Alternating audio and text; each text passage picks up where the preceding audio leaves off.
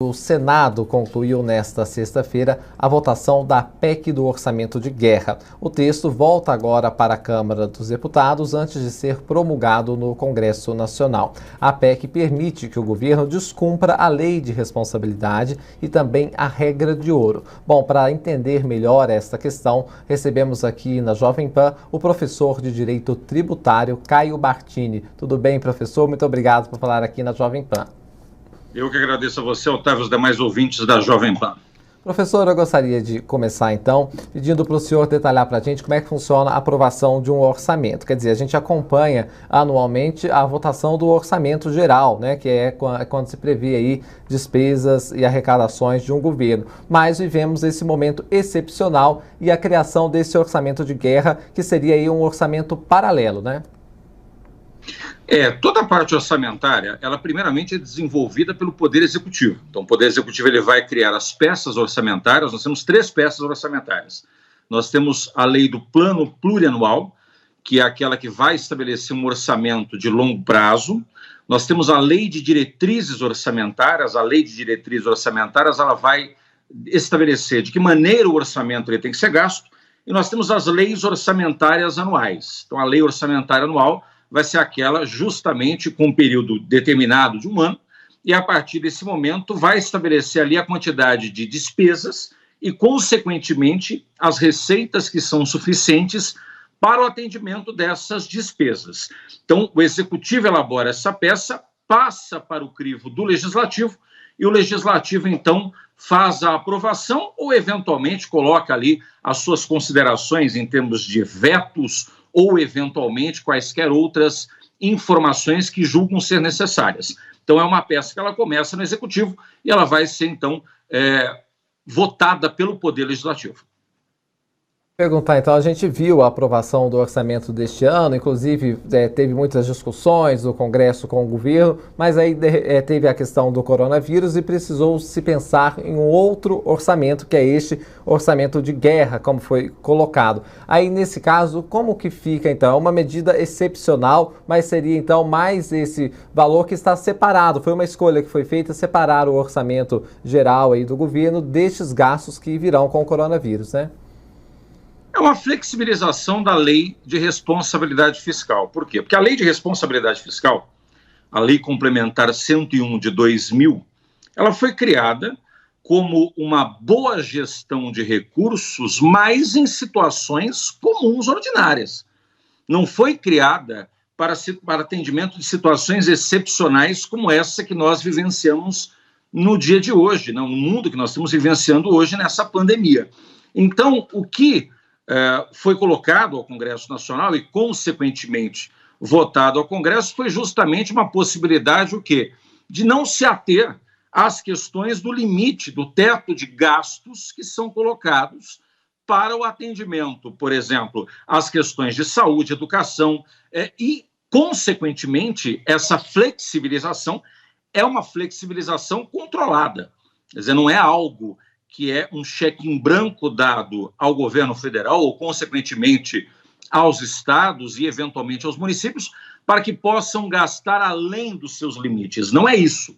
É simplesmente uma flexibilização do teto de gastos. Olha, nós estamos passando por uma situação de cunho excepcional, não pode ter o mesmo tratamento que se tem em situações ordinárias, comuns, e, a partir daí, então, eu tenho a possibilidade de gastar além do limite fixado pelo orçamento, além do limite estabelecido pela lei de diretrizes orçamentárias, sem que isso gere uma penalização, um crime de responsabilidade ao gestor público. Por isso que os órgãos de controle eles devem funcionar de uma forma bem específica nesse caso. Nós temos tanto controle interno, que é feito, por exemplo, no governo federal pela Controladoria Geral da União, e o controle externo é feito pelo Legislativo com auxílio do Tribunal de Contas, no caso federal, do Tribunal de Contas da União. Então não é tão somente um cheque em branco, é simplesmente uma flexibilização necessária ante uma situação excepcional que o país vive e, consequentemente, o mundo vive. Pois é, o senhor falou em relação a cheque em branco. Realmente não é, tem todos os parâmetros, mas é uma questão que a fiscalização disso é um desafio, né?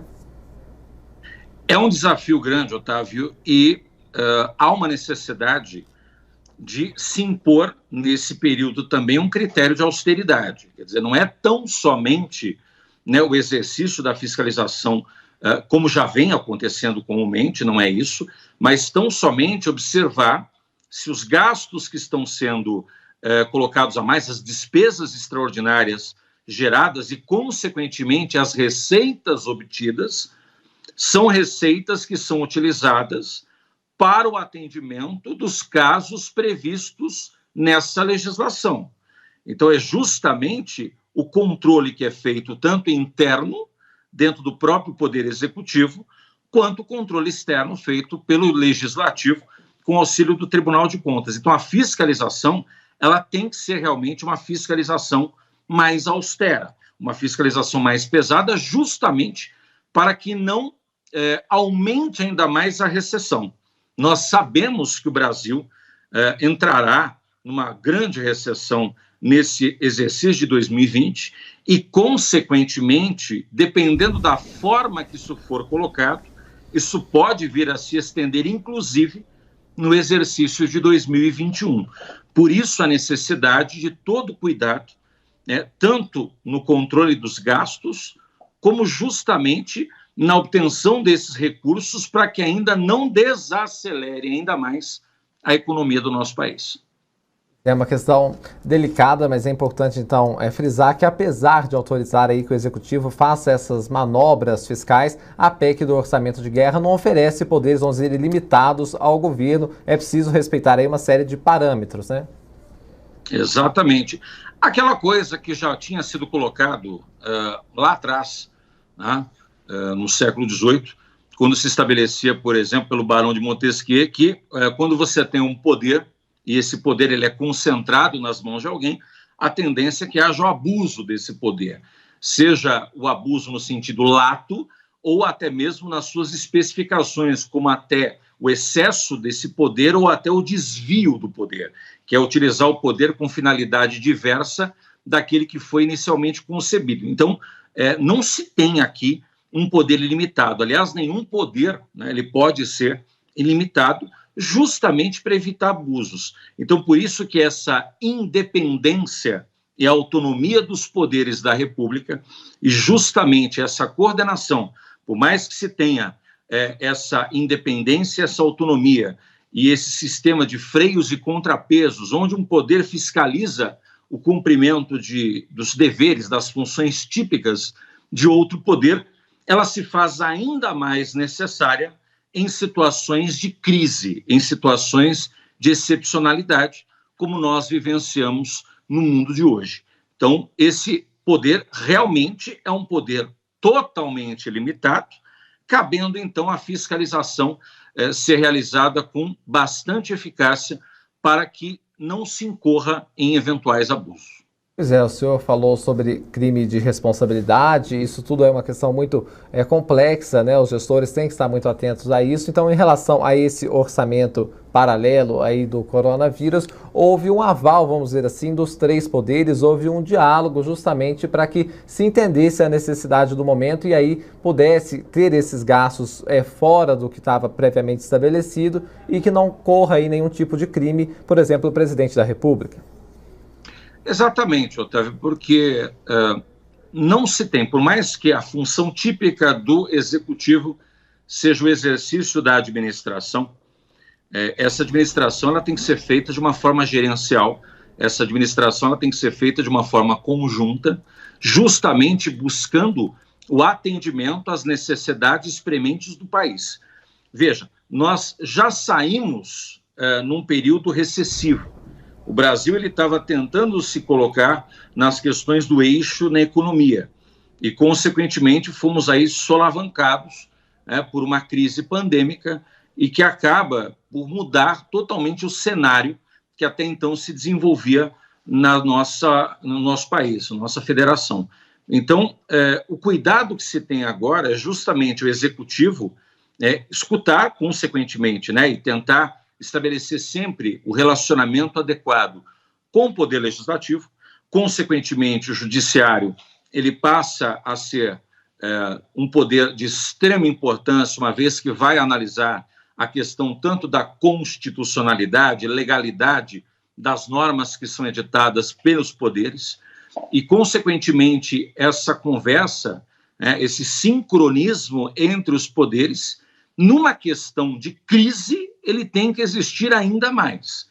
Então, se já se propiciava uma conversa mais robustez nesse governo, ou pelo menos uma tentativa de fazê-lo antes da Covid-19, agora quanto mais a necessidade que nós temos desta conversa, deste alinhamento, para que não se incorram em equívocos que possam aí custar vidas para o Brasil e, consequentemente, isso pesar depois na balança na saúde pública brasileira. Pois é, uma das restrições, inclusive, é a regra de ouro, que está na Constituição e proíbe aí o governo de contrair dívidas para pagar essas despesas correntes. Então, isso também foi flexibilizado. Essa flexibilização da regra de ouro, conforme colocado por você, tem que ficar bem claro que essa flexibilização, primeiro, ela é uma flexibilização temporária, quer dizer, isso não será incorporado a posteriori para que a pessoa pegue depois essa situação que ela é totalmente excepcional e a torne como regra. Quer dizer, isso que vai se procurar evitar é justamente num período temporário, nesse período em que nós estamos vivendo uma situação de completa excepcionalidade, se propiciar uma maior flexibilização. Quer dizer, em nenhum momento a PEC prevê a extração, a retirada, a subtração da regra de ouro, permitindo o endividamento exacerbado das unidades federativas. Isso tem que deixar bem claro. É uma situação que ela é, primeiro, temporária, segundo, ela é excepcional, e terceiro, ela não é uma flexibilização que vai gerar uma continuidade em situações ordinárias. É uma situação que foi criada num critério de excepcionalidade total, que nós não tivemos precedentes em muitos anos. Então, consequentemente, essa flexibilização ela é controlada, e aí friso novamente, cabe sim uma grande austeridade no exercício da própria fiscalização para que não se gere nenhuma possibilidade de excessos, abusos a serem praticados, notadamente na gestão desses recursos, e com isso criar ainda mais um agravamento no endividamento público brasileiro.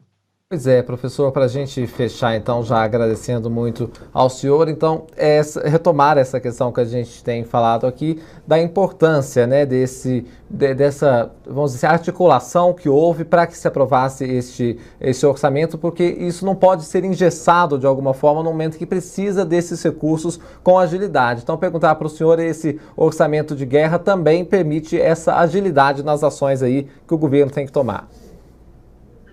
Permite agilidade nas ações, Otávio, e eu acho que nós vamos entrar agora numa onda necessária de mudanças em alguns cenários que o Brasil até então e o mundo não estava preparado, por mais que alguns já tinham citado tal possibilidade de acontecer uma questão pandêmica e pelo qual poderia gerar um colapso no sistema de saúde, há uma necessidade agora do Brasil pensar não apenas no passo que está sendo dado agora, mas no passo 2, que vai ser justamente a recessão econômica gerada em decorrência desta pandemia.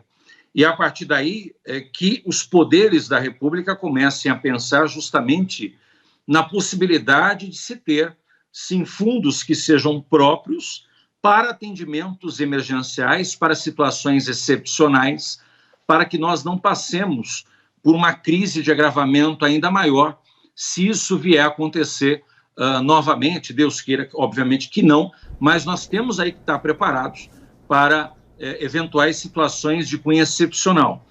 O Brasil, assim como vários outros países do mundo, acabaram sendo pegos de calça curta em vários setores, notadamente nessa questão da saúde, isso porque nós ainda não alcançamos o pico da doença, né? A Organização Mundial da Saúde, bem como o Ministério da Saúde, tem feito essa análise e demonstrado que nós não chegamos ainda no pico da doença, o que pode ainda agravar ainda mais a situação do setor da saúde do país.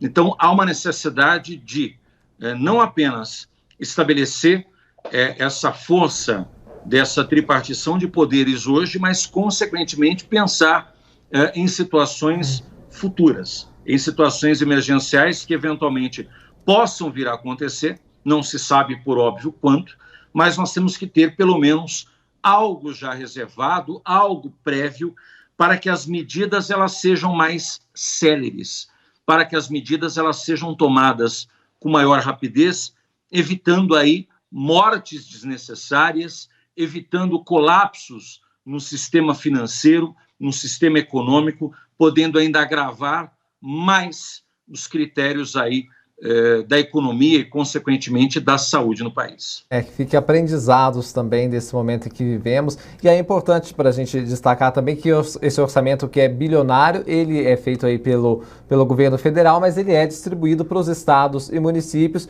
e para as pessoas mesmo. Por exemplo, esse auxílio de R$600, ele vai estar vinculado a esse orçamento de guerra? Exatamente. E assim, Otávio, a população ela tem que entender, o nosso ouvinte da Jovem Pan tem que entender que, óbvio, o que o governo quer fazer é uma coisa e o que ele pode fazer é outra coisa. Nós temos que saber que todo dispêndio de recursos gera a necessidade do aumento de receita. E esse aumento de receita, fatalmente, advém de tributação. Então, necessariamente, a equação ela é muito complexa, não é uma equação simplificada. Aliás, não existem respostas simples para problemas que sejam complexos. Esse problema ele é muito complexo, porque, afinal de contas, o governo está desfalcando o caixa, consequentemente, nós temos aí unidades federativas, das 27 unidades federativas, 26 estados, mais o Distrito Federal, grande parte desses estados da federação com total colapso no seu sistema econômico, muitas vezes advindo, inclusive, de gestões que foram executadas anteriormente com menos rigor, e isso hoje vai ser colocado para que se tenha um auxílio do governo federal, mas, consequentemente, tem que se pensar no passo 2. Então, todo aumento de despesa, consequentemente, vai gerar um aumento de receita. Porque, diferentemente como acontece no orçamento doméstico, onde nós, em regra, analisamos o quanto recebemos para saber como gastar e onde gastar, na administração pública a coisa funciona de maneira inversa. Eu analiso a minha quantidade de despesas para saber o quanto eu vou precisar de recursos para atender essa frente. Então, a conta vai chegar. Agora, nós precisamos já começar a pensar de que forma essa conta vai ser paga, porque, efetivamente, o período de recessão pós Covid-19 vai ser um período em que a austeridade fiscal ela tem que ser muito maior, o corte em despesas que são necessárias vai ter que se sentir na carne. Então, os poderes da República como um todo, os 3 poderes da República, vão ter que definitivamente cortar na carne várias despesas que já se tem e, consequentemente, para que o impacto da tributação seja através do aumento das alíquotas, aumento em setores específicos, estratégicos da economia, seja menor do que aquele que pode ser utilizado ou pode ser apresentado se essas situações elas não forem levadas com muito rigor. Então, a economia ela tem que ficar agora num estudo muito grande de como realizar o pagamento dessa conta que vai chegar e de onde vai se tirar dinheiro para que se possa atender essas despesas que vão chegar lá na frente, extraordinárias, para que não gere um maior endividamento público, tanto interno quanto externo. Professor, só para a gente concluir, então, é muito importante isso, quer dizer, se faz um gasto agora pela necessidade, mas vem o déficit em seguida, isso não tem como evitar, né? E aí, a solução para esse déficit, que tem que ser muito bem pensada, porque, por exemplo, emitindo dinheiro, você pode gerar inflação, fazendo austeridade, vai desagradar aí muitos setores, então, quer dizer, o liberar o dinheiro é importante pelo momento em que vivemos, mas depois precisa calibrar como que vai ser para pagar essa conta que vai chegar, né? Exatamente. Quer dizer, é aquela coisa, não existe almoço grátis, né? Então, a conta vai chegar, e eu vou até aqui parafrasear aquilo que a Margaret Thatcher, né, a chamada Dama de Ferro, já se falava anteriormente, a primeira-ministra da Grã-Bretanha, ela já tratava a respeito, que ela dizia o seguinte, que não existe dinheiro público. Todo o dinheiro, ele advém do privado, quer dizer, ou é retirado uma parcela da nossa riqueza através da tributação e repassado aos cofres públicos para atendimento de gastos, ou de alguma outra forma o governo, né, os governos vão tentar aí extrair recursos, seja explorando o seu próprio patrimônio, né, o que gera uma receita muito pequena, ou explorando o patrimônio de terceiros, que é o que ele faz com a tributação. Então, o que se tem que pensar é, a própria população, ela vai acabar custeando isso, seja o setor empresário, né, seja o cidadão.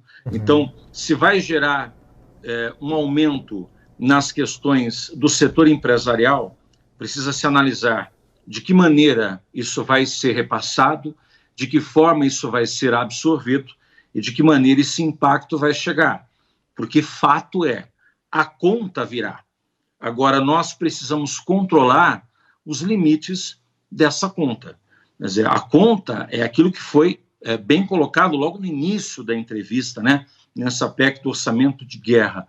Não é um cheque em branco para a utilização de despesas quaisquer que não estejam atreladas à Covid-19. Não, elas são totalmente vinculadas à Covid-19 e, consequentemente, isso precisa ser repassado. Então, o auxílio que é feito hoje ao trabalhador informal, ao trabalhador autônomo, aquele auxílio de R$600, que se pretende depois fazer um aumento de outros benefícios assistenciais, a manutenção dos planos de benefício que nós já temos. Então, tudo isso gera a necessidade de, aumentando o gasto, aumentar a despesa. Então, a conta ela vai chegar. Então, seja pela impressão de dinheiro, como foi colocado por você, Otávio, que vai gerar inflação, seja por impressão de papel, de títulos da dívida pública, para que possam ser negociados mais à frente e, assim, pagos esses débitos ou na verdade, substanciados e, consequentemente, comprados, recomprados pela União ou, consequentemente, pelos estados, pelos municípios mais à frente.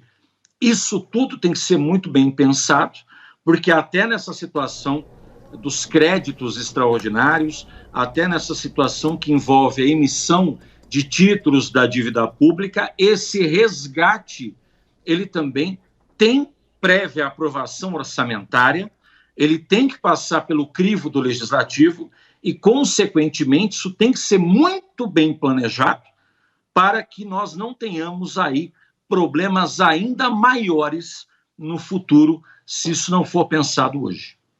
Muito bem, nós conversamos com o professor de Direito Tributário, Caio Bartini, que esclareceu um pouco mais sobre o orçamento de guerra que foi aprovado, então, hoje no Senado. Bom, professor, muito obrigado pela entrevista e até uma próxima oportunidade.